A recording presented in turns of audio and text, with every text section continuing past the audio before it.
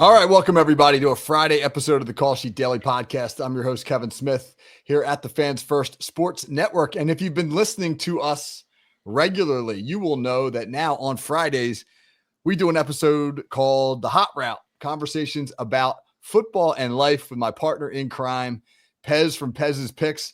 Pez, welcome to another Friday, man. You've made it to the end of the week.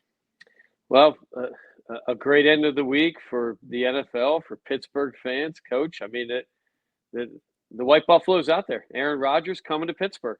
I don't know where we begin. I don't know. All right, I'll begin by taking us back to last week's episode of the Hot Route, where I vowed we would not talk about Aaron Rodgers on the show. And yet we are going to talk about him significantly, right? We're going to talk about him from a couple of different angles. So yes, if you are obviously listening on Friday, we record this Thursday night, and the news has just dropped as Pez and I are recording this show. The news is pretty fresh of Aaron Rodgers announcing he will be joining the Pittsburgh Steelers.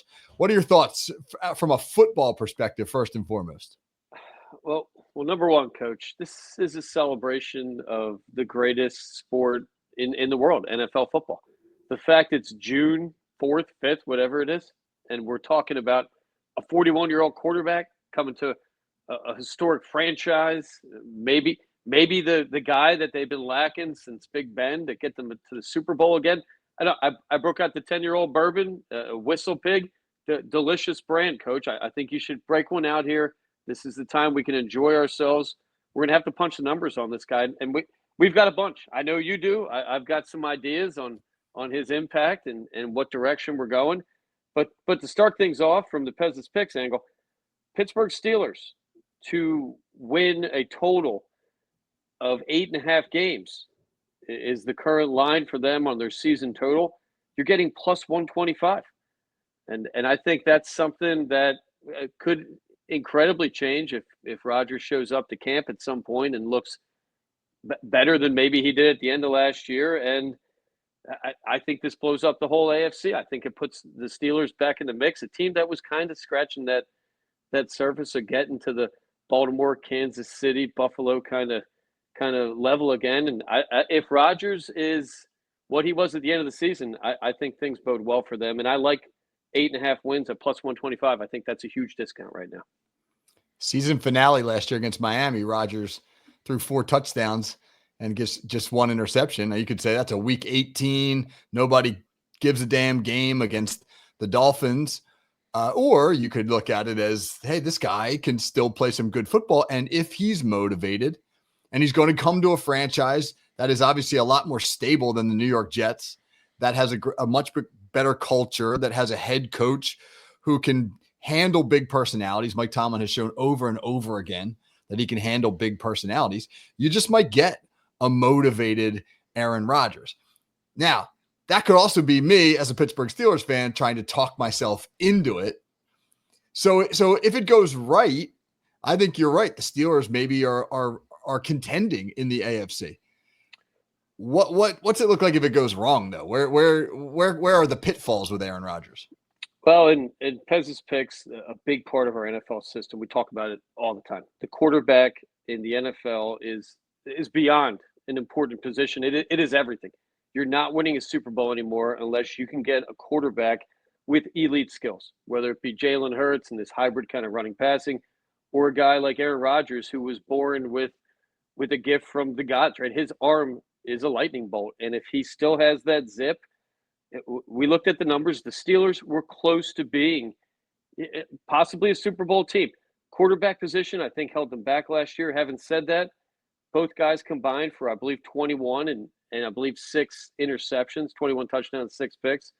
And, Wilson and Fields, not the caliber of an Aaron Rodgers possibility if he is, say 75 to 80% of what he was in his prime, which at 41, after a year of healing with an Achilles, he ends last year on a bad Achilles, 28 touchdowns, 11 passes, just under 4,000 yards. So you throw in DK Metcalf, a guy that's averaged about 1,000 yards every year of his career.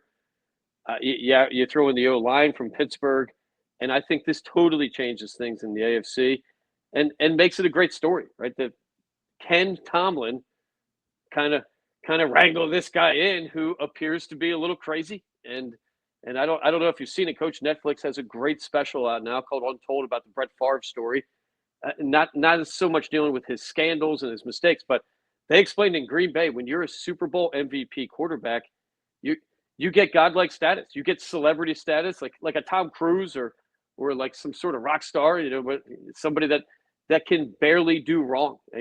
As President Donald said down in D.C., he could shoot somebody on Fifth Avenue and his fans would still love him. Aaron Rodgers and Brett Favre could shoot somebody outside Lambeau Field, and I think they'd still love him, right? So has this warped this guy's brain a little bit? Is he going to be able to play in the system, the Pittsburgh system, the conservative, not turn the ball over and let defense and ticking the clock win it? I don't know. It's a story in June that we're going to be following until next January, and I'm pumped, Coach. I'm pumped for the whole thing. The Steelers will not be boring. And it is fascinating when you think about this. In the last 5 years, the Pittsburgh Steelers have been quarterbacked by Ben Roethlisberger, Russell Wilson, and now Aaron Rodgers. Now, unfortunately, in that 5-year frame, all three of those guys were past their prime. They didn't get any of them in their prime in that 5-year window. But it is, for a fairly conservative franchise like Pittsburgh, who in the history of the franchise, they've only had two really notable quarterbacks, Terry Bradshaw and Ben Roethlisberger, and those two guys produced 6 Super Bowls between them. When the Steelers get the quarterback position right, they tend to be really darn good because they do so many other things right, but they haven't gotten the quarterback position right now in a while, and it feels like this is a bridge. Rodgers is on a 1-year deal. It's a bridge to something else. But as you're suggesting, and I'm with you optimistically, there's a chance he could catch lightning in a bottle. There's a chance that this could be a motivated Aaron Rodgers trying to write one final chapter for his personal legacy. I agree, and I think the big key is getting in the playoffs and hoping to maybe have a home game. We punched the numbers on them real quickly today. I'm not saying it's an official play yet, Coach. I don't want to get nailed down. The fans that get on you about this gambling stuff. But as of now, we're leaning over 8.5 wins. I've got them as a 10, possibly 11-win team. They're going to have to win week 1 against the Jets, and they're going to have to beat the Dolphins at the end of the year. End of the year, tough grind. The schedule is not easy. You play Baltimore twice. You're playing Cincinnati. Not an easy test. 10th hardest schedule. But I think when you throw in the possibility of Rodgers having the skills needed to score points and not turn the ball over, which is really all you got to do in Pittsburgh, right? Big Ben, a perfect example of a conservative quarterback that could throw it downfield, but his main asset was not turning the ball over in big situations. And we've seen Rodgers do that. He's put that on paper. The guy's probably a Hall of Famer, right? So I think if he is as healthy as he began to look at the end of the year, maybe healthier, they keep that brain focused. And, Pittsburgh, a great town for him. I think that town gets behind Rodgers more than he found in the Meadowlands and with the Jets. And with that defense, as long as Rodgers isn't costing them games, they're going to be in every game, right? I think it's Tomlin, 20 years now, has never had a losing season. Never. So right off the bat, we're getting into playoffs. When you have an elite player, and it's taking me to the basketball game, I'll be glancing over. We're taping Thursday night. When you have a Gilgeous-Alexander, when you have a Halliburton, guys that can take the game over, kind of like Brunson in New York, kind of a wild card, right? You get them to the playoffs, you could have Rodgers throw for 300-400 yards, 5 touchdowns with DK Metcalf, a very difficult guy to cover. And as long as the running game holds up for Pittsburgh, I think this is phenomenal for them. And awesome, right? What's this guy going to say? I was listening to him last week. This guy's a believer in aliens, Coach. I can't wait to hear more out of Aaron Rodgers. I think in Pittsburgh this plays well. A lot of liberal, tolerant thinkers out there. Am I right, Coach? Pittsburgh, kind of a hippie town, right? I don't know if that's true. I think amongst the young people, for sure. In the outlying suburbs, it is not. I would not call it a liberal bastion in Pittsburgh. I hear his views on science, and this guy, I think he thinks he's living in the Matrix, which is maybe what we want, right? You need a little crazy to be amazing and be a genius. And Rodgers' arm, I think that equates to that. So I'm all over this. I love it, Coach. I think this is a big win for the NFL in Pittsburgh. Of course, got to keep him healthy. You can say it about anybody, though. Running game is my only question. What do you think about that? Well, I think that they've spent a lot of time in the offseason trying to revamp the running game. They'll have an offensive line that returns. 5 starters, and they upgraded, I think, the running back position to find a guy in Caleb Johnson in the draft who is better suited for their scheme than what they had last year in Najee Harris. And I agree with you. Aaron Rodgers attempted the second most passes in the NFL last year. Well, they're not going to ask him to do that in Pittsburgh. So I think less is more. Ask him to do a little bit less, and you may get better overall production. But you bring up a subject I want to transition into right now about Aaron Rodgers, which I think is really interesting. If I, as I go through the internet and I interact with Pittsburgh fans, there's a lot of people that want nothing to do with Aaron Rodgers. Some who think it's because, he's over the hill, his best days are behind him, and the Steelers should be looking more to the future with a younger quarterback. But many who just don't like Aaron Rodgers, the personality.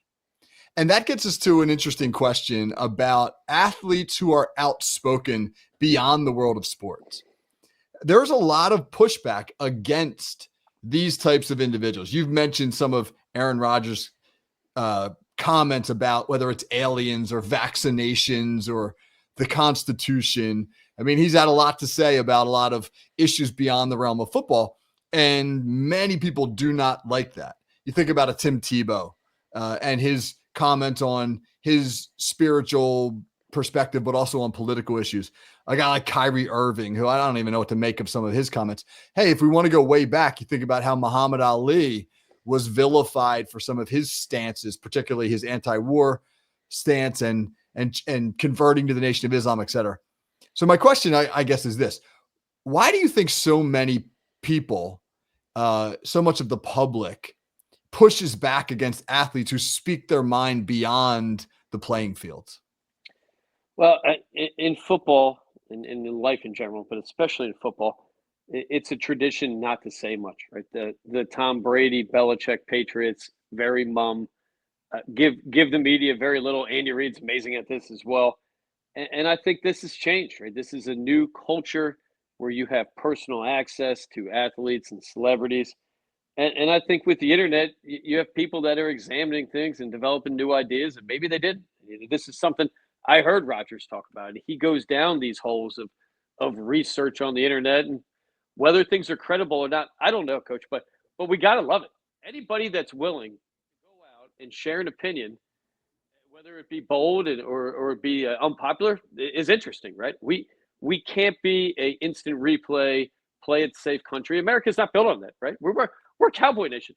That's why the world was terrified of us. We should be bold, right? And Aaron Rodgers, I don't agree with everything he's saying, but you couldn't have a more fun guy to listen to. This guy's crazy, right? I mean, I think he sleeps in a hyperbaric chamber. He goes into isolation tanks for like 2 days, like a Tom Cruise movie. I love it. Dark retreats. He's big on the dark retreat. Whatever that is. Whatever that is. But FFSN, maybe get us a couple of tickets to that dark retreat. We're going, and I don't know if I'm going to partake in everything, but I'd love to watch. What I find interesting, though, and I thought about it a ton today, I just watched that Brett Favre special I talked about on Netflix, the impact of playing in Green Bay and the story of their careers. Both guys leave Green Bay. They go to the Jets. Things work out horribly for them. And I think what they were getting at is Green Bay, not that honest of a town. As long as you're winning, they're going to look the other way for horrible behavior or insanity or poor treatment of your family. And a lot of these, both guys have this in their history. And it's going to be interesting what kind of town Pittsburgh's going to present for Aaron Rodgers. I think it's going to be more honest than Green Bay. And I think if this guy doesn't play well and he keeps flying off the handle with his mouth here, it's going to be fun. I don't know. It's going to be fun, Coach. I can't wait. Of course, as a gambler, we got to look at things not from a fan. We're looking at this as an investment. And as long as we get a little bit of tape on Rodgers and that zip is back in his ball, which it looked like at the end of the season he was getting more push off of the Achilles. With that arm, we're all over this at 8.5. I love that line, plus 125. I hope people maybe consider doing that before this line jumps. And you know he's going to be gunning it out with DK. You know that. We're going to see these in preseason. We're going to see this happen. And, a tough schedule. I can't wait. We're pumped for the NFL, Coach. We're just pumped. Well, I think you're right about the fact that if the Steelers are winning football games, I don't think Pittsburgh fans will care what Aaron Rodgers has to say. But they start to lose, and now suddenly these comments about his political thoughts his opinion on the president, his opinion on vaccinations, whatever it might be, that stuff now gets magnified because people will begin to use that against him. I think the thing that stands out to me when I consider athletes who take public stances on things is they force you to make a decision as a fan between your love for them as an athlete and the conflict they may put you in with their opinion on something else. It's so much easier when they just stay in their lane, because then I can just decide if I want to root for you as a basketball player or a football player or a boxer or whatever. But when you cross over into a different lane, you conflict people. I may love you. Maybe you play for my favorite team, but now you offer a political opinion that flies in the face of my own, and you force me into this conflict. Can I respect your political opinion and still love you as an athlete, or do I have to choose between the two? And it's just so much more convenient when those athletes don't force us to do that. And so I think that has a lot to do with it. You said we should be a bold nation. Well, those are bold stances that some of these guys take. And yeah, I don't agree with a lot of what comes out of their mouths. But for me, I can separate them. They're two separate buckets. This is you, the athlete. This is you, the dude, talking about abortion. And that doesn't need to be something that conflicts me personally. But I know a lot of people aren't like that. Well, I think the country and America itself, we need to get back to accepting people having views that you don't agree with. And even if they're a little bit crazy like Aaron Rodgers, this isn't something to get angry at. Right? You can have a conversation and disagree. That's fun. When people pretend to get along, this is when revolutions happen, right? Because people pretend to get along for 10 or 20 years, and then all of a sudden stuff blows up. It's good to talk about things. It's good to hear Aaron Rodgers say rare or crazy things, and maybe it makes you think a little bit. This is what the spice of life is, right? I love that Aaron Rodgers is nuts. I love it. I think of a traditional quarterback like a Kirk Cousins. Or how boring is that? Who wants a guy that's reading out of the textbook of what the NFL quarterback should be saying at every press conference? We want crazy, and I think Rodgers, his play's going to back up his mouth a little. I think he learned last year that he walked into that situation without enough humility, and I think he's got to be humble this year. And I think a humble Aaron Rodgers, where he's taking the heat off this team a little bit, right? He's taking the heat off of the defense a little bit, off of Tomlin a little bit, and as long as he can play in the system, I think it's a lights out move for Pittsburgh. I don't think there was any other move. It leads you to this conclusion. And Pez's Picks is proud. I think we agree with Mike Tomlin and the Steelers. Desperate teams without a quarterback will sign anybody. There are so few people on the planet that we live on that could play the NFL quarterback position at a high level. I mean, you're talking maybe 15 guys, right? So a 41-year-old Rodgers, no matter what the hell kind of alien he's talking to ET, I don't care, coach. If that guy's throwing 30 touchdowns to 5 picks, we're going to love him, right? And we're going to win a lot of money on him. I can't wait. I can't wait to see this guy out there. It will not be boring. Now, let's pivot, because we are recording this on Thursday night. It is game 1 of the NBA Finals. It's actually tipping off, I think, right around now as we speak. I think there's two interesting conversations here. One of these teams is going to win the championship for the first time ever. Neither Indiana nor Oklahoma City has ever won the NBA championship. And so you're going to get a first-time winner, which I think is interesting. And then 2, you got an all-Midwestern final. Somebody said the other day, this is geographically, Indianapolis and Oklahoma City are closer in proximity than any two teams to oppose each other in the finals in like 30 years, which I didn't realize that they were that close together, Indianapolis and Oklahoma City. But they're clearly Midwestern cities, smaller fan bases, smaller markets, etc. And I don't know if the NBA is happy about that. So let's start with the first question, though, about the series itself. What are your thoughts? Who do you like? Well, game 1, about to come on. I keep glancing over. A nervous pick for Pez's Picks, coach. We're taking the underdog, 9.5 Indiana Pacers tonight.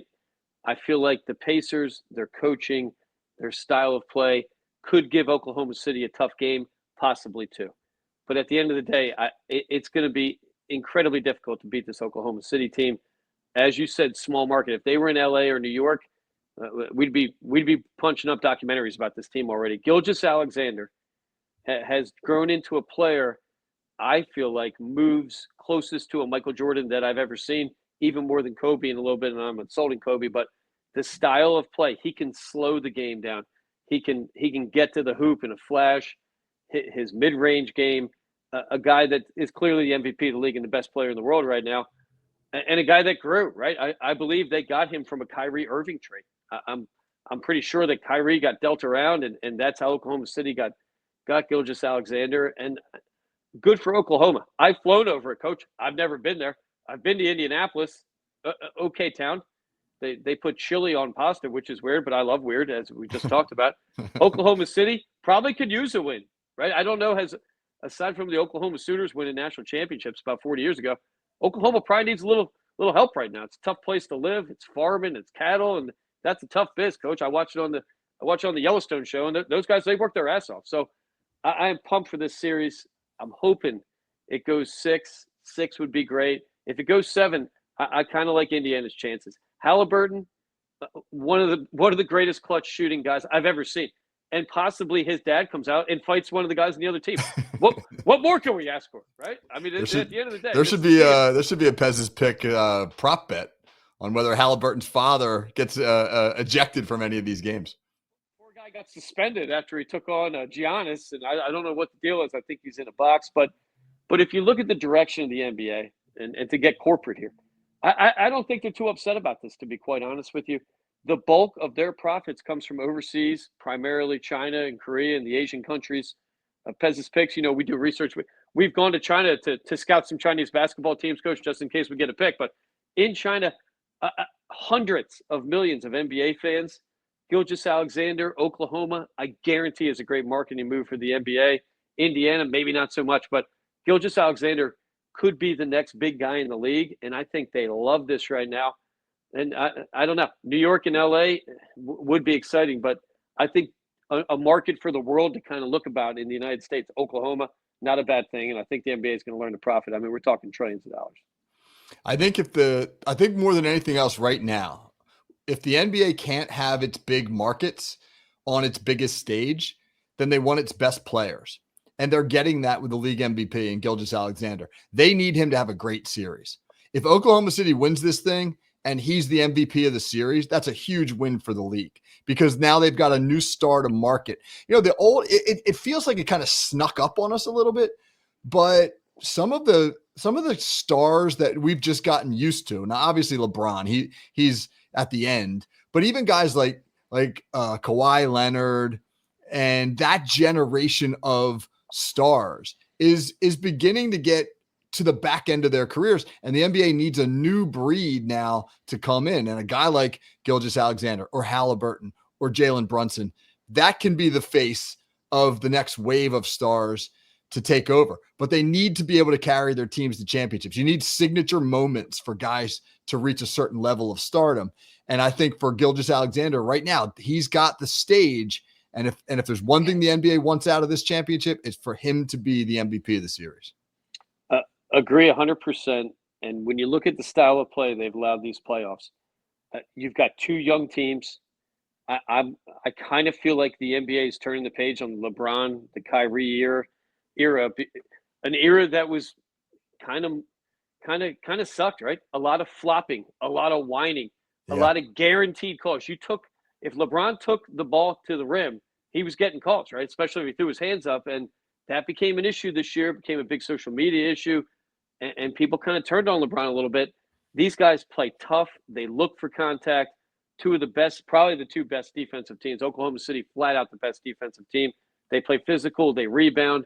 Half-court offense has been winning in these playoffs, and I can't wait for these finals. I think it's something that could help the league going forward, as you said. Gilgeous-Alexander, Halliburton, exciting guys, but they play tough and they defend. I think if Brunson defended a little better, Coach, we could have the Knicks in this situation. I don't know if it was Thibodeau. Brunson, one of the greatest clutch playoff shooters we've ever seen, but the guy kind of waves at people going by him, and I don't think that's good enough anymore. If they're going to allow this style of play in the playoffs, you've got to defend, you got to rebound, and I like Indiana's chances a tiny bit. Analytics have Oklahoma City had 75% chance to win the series, maybe 76. I don't know if that's a done deal yet. If Indiana wins game one, I think we're getting closer to about a 55, 60% chance for Oklahoma City. But tonight it's a pivotal game.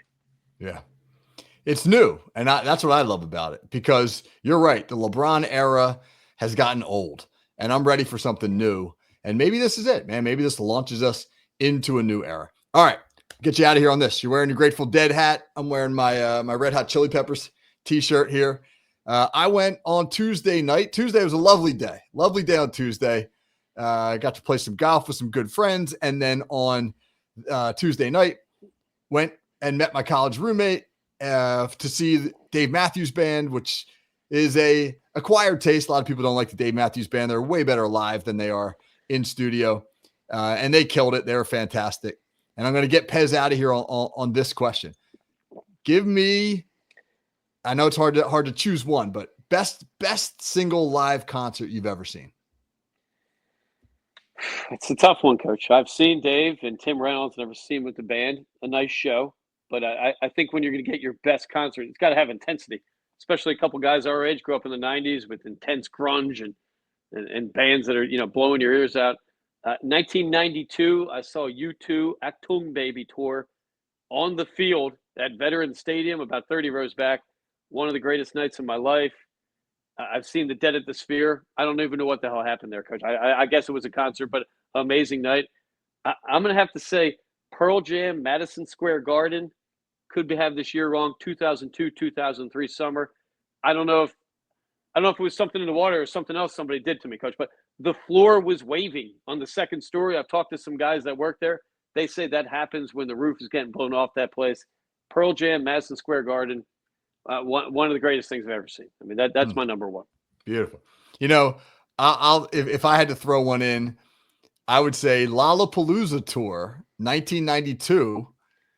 Pearl Jam, Red Hot Chili Peppers, Ice Cube, and Eddie Vedder kicked me in the head. That was my claim to fame, because there was a huge rope swing attached to the light bank at the front of the stage, and we were literally right up against the stage.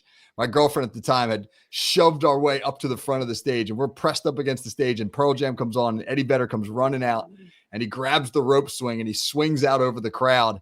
And as he's swinging back in, he kicked me in the back of the head. And she was so excited. She was like, Eddie kicked you in the head. And I was like, oh, yeah, that kind of hurt.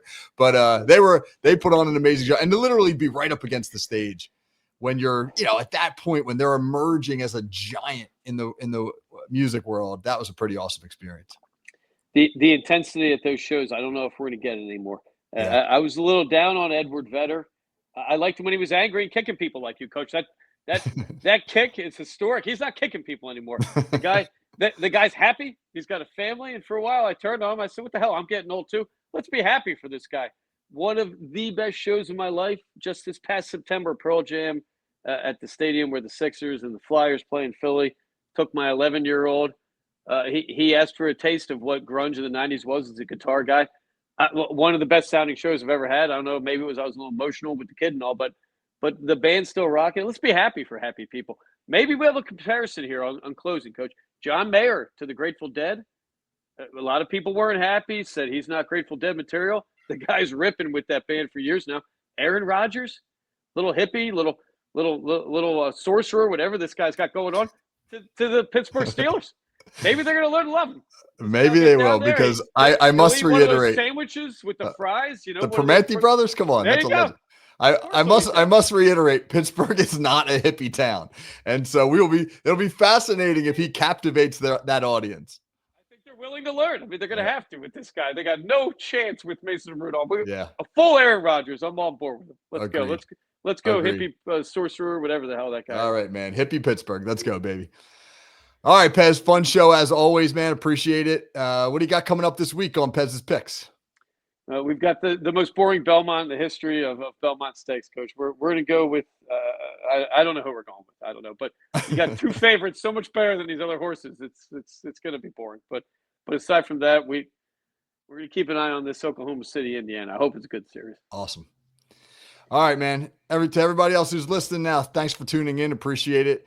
This has been our hot route episode on Friday. Hope you all have a great weekend. For Pez, this is Coach Kevin Smith, man. Take care, everybody.